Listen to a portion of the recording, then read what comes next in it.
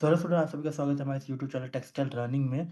तो इससे पहले जो मेरी वीडियो थी उसमें मैंने आपको ब्लू रूम लाइन की जो मशीन होती है पॉक्यूपाइन बीटर उसके बारे में बताया था कि उसकी कंस्ट्रक्शन और वर्किंग कैसी होती है, कैसे-कैसे उसमें मटेरियल पास होता है और जितने भी उसके मेन पार्ट्स हैं उसके बारे में मैंने डिस्कस किया था कि उसमें कौन-कौन से मेन पार्ट होते हैं।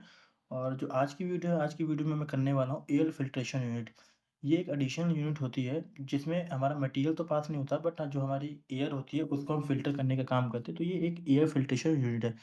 जैसे कि मैंने आपको पहली वीडियो में बताया था कि जो ब्लू रूम होता है, ब्लू रूम में हम जो हमारा ब्लू रूम में जो सारा हमारा वर्क होता है वो एयर के थ्रू होता है। जितना भी हमारा काम होता है वो एयर के थ्रू होता है। मटेरियल जितना भी होता है वो एयर के थ्रू पास होता है। और मतलब मेन काम हमारा एयर का ही होता है ब्लू रूम में। तो जो ब्लू रूम में सारी एयर घूमती रहती है, उसमें जो छोटे-छोटे जितने भी माइक्रो डस्ट होते हैं, पार्टिकल्स होते हैं या फाइबर होते हैं, उन सबको क्लीन भी तो करना होता है। तो उसके लिए हमारे पास ये एक यूनिट लगाई होती है जिसको एयर फ़िल्ट्रेशन यूनिट बोलते हैं। तो आज की वीडियो में हम इसकी पूरी मैकेनिज़्म, इसकी वर्किंग और इसमें कैसे-कैसे एयर फ़िल्टर होती है, उसके बारे में हम पढ़ेंगे। तो ये पूरा एयर फ़िल्ट्रेशन यूनिट का एक डायग्राम है जो कि ब्लू रूम के साथ ही अटैच्ड होता है। इसमें जो क्या होता है कि इसमें अलग-अलग जगह से जो एयर होती है वो आती है और इसमें क्लीन होने का काम करती है। इसमें सारी एयर क्लीन होती है और वो एटमॉस्फेयर में चली जाती है। तो सबसे पहले इसका अगर डायग्राम देखोगे, इसके मैकेनिज़्म में क्या होता है कि इसमें एक बड़ा-सा केज लगा होता है सेंटर में। उसके नीचे 2 रोलर लगे होते हैं और साथ में एक ब्रश लगा होता है और नीचे एक ट्रैश बॉक्स लगा होता है। जितना भी ट्रैश कलेक्ट होने के लिए वो सारा इसमें होता है।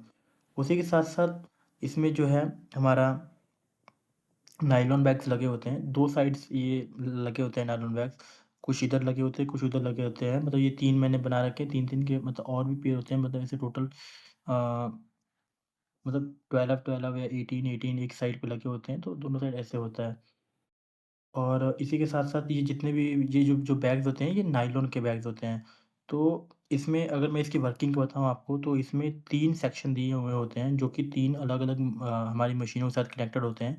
जैसे कि कुछ जो एयर होती है, वो हमारी केज कंडेंसर से भी आती है, कुछ पॉकेट बीटर से आती है और एक 3 ब्लेडेड बीटर से। ये 3 जगह से हमारी जो एयर होती है, वो इसमें आती है फ़िल्टर होने के लिए।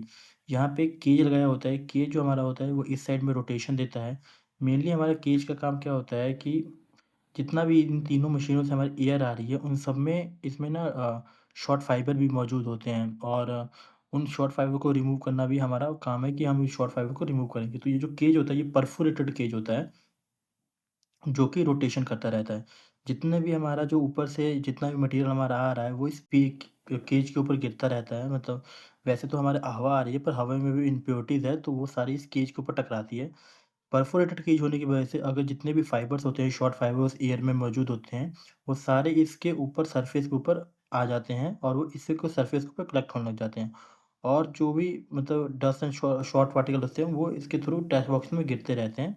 हालाँकि इसमें से एक ब्रश भी लगा होता है। ये ब्रश का काम क्या करता है कि जैसे-जैसे ये रोटेशन करता है, जो इसके ऊपर चिपका रहता है, जितना भी मटेरियल हमारा चिपका है, उसको ये ब्रश रिमूव करता है और ये टेक्स्ट बॉक्स में गिराता रहता है। इसके नीचे 2 रोलर लगे होते हैं, एक रबर रोलर लगा होता है, एक फ्लूटर रोलर लगा होता है। ये दोनों स्टेशनरी होते हैं, ये मूवमेंट इनको कोई ड्राइव नहीं दी जाती है, सेल्फ ड्रिवन पे ही चलते हैं। उसी के साथ-साथ इसके नीचे जो ट्रैश बॉक्स लगा है, उसमें सारा जितना भी मटेरियल होता है, वो इस ट्रैश बॉक्स में गिरता रहता है। हवा में इससे जो एयर में मोस्टली शॉर्ट फाइबर मौजूद होते हैं, जो कि हमारे आगे जाके काम भी आ सकते हैं। फिलिंग मटीरियल में भरने के काम आ जाए, जैसे हम तकिए में, रज़ाई में भरते हैं, उनके काम आ सकते हैं। तो उसको हम वे उस तरीके से यूज़ भी कर सकते हैं, अदरवाइज़ उसका यान बनाने में तो कोई काम आता नहीं है। यहाँ पे तो हम जितने भी हमारा जो एयर से हमारा जो मटेरियल निकल रहा है, इसमें से जितने भी फाइबर निकल रहे हैं, वो तो हम इस टैस्ट बॉक्स में कलेक्ट कर ले रहे हैं। पर अभी भी जो इधर से हवा इस साइड जा रही है या इधर जा रही है, उस एयर में अभी भी डस्ट एंड डर्ट मौजूद है, जो छोटे पार्टिकल होते हैं, जो केज के थ्रू भी निकल के इधर एयर के थ्रू जा रहे हैं। तो उनको क्लीन करने के लिए हमारे पास यहाँ पे कुछ नायलॉन बैग्स लगे होते हैं। जितनी भी हमारी एयर होती है वो इन नायलॉन बैग में जाती है। नायलॉन बैग में क्या होता है कि एयर जो होती है वो बाहर की साइड निकल जाती है। जितनी भी एयर होती है वो सारी इस साइड पे ऐसे बाहर निकल जाएगी। बट जो एयर में हमारा वो जो डस्ट एंड डर्ट होता है वो नायलॉन बैग्स के अंदर ट्रैप होके रह जाता है। इसी के साथ-साथ इस नायलॉन बैग के साथ ये एक एजिटेटर अटैच होता है। इसका मेनली काम क्या होता है, ये एक हैंडलिंग डिवाइस है। नॉर्मल मैनुअली काम करता है। इसको ह अगर हम इसको ऐसे पकड़ के खींचते हैं, इसको पकड़ के खींचेंगे, तो ये सारा शेक होने लग जाता है, जिसकी वजह से जितना भी नायलॉन बैग्स के अंदर धूल जमी होती है या कितने भी डस्ट एंड डर्ट होते हैं, वो सारे इन डस्ट बॉक्स के अंदर गिरते रहती है। सेम इसी तरह का मैकेनिज़्म हमारे राइट साइड में दे भी रखा है, कि लेफ्ट साइड में भी दे रखा है। तो टोटल जो इनका मेन काम क्या होता है कि जितनी भी इन बैग्स के अंदर डस्ट एंड डर्ट कलेक्ट होती है, वो इन डस्ट बॉक्स में जाती रहती है और इस डस्ट बॉक्स में हमारा जो फाइबर होता है, वो जाता है। और ये मेन एक जो ये हमें दे रखा होता है ये एजिटेटर, इससे मेन क्या होता है कि जो इसे हम जब शेक करेंगे तो जितना भी हमारा इसमें फँसा रहता है, डस्ट एंड डर्ट जितनी भी होती है, वो सारी इसके अंदर रहती है।